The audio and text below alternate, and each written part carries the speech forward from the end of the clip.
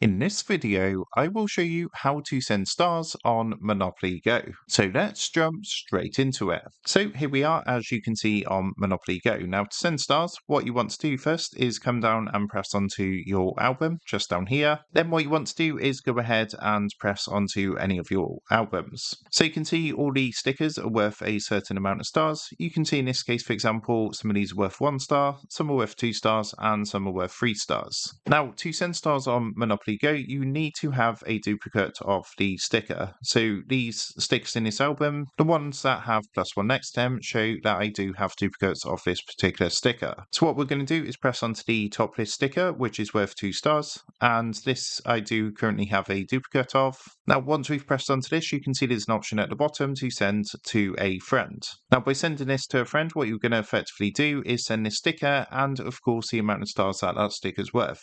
So in this example, that's going to be 2 stars. So what you would do is select the sticker with the amount of stars that you want to send. And then once you've done that, press onto the orange send to friend button. Now you can do this up to 5 times a day, but what you want to do is basically select your friend from your friends list that you want to send stars to. And once you've done that, come down and press the green continue button. What that's going to do is send this sticker to your friend and of course the stars that go along with it. So in this example, that's going to be 2 stars. So that is how to send stars on Monopoly Go. With that being said, I hope this quick tutorial did help you out today. And if this did help you out, I would really appreciate it if you was to consider dropping down below the video, leaving a like, and also subscribing to the channel. With that being said, I just want to take a minute to thank you guys for watching this quick tutorial, and I will see you in the next video.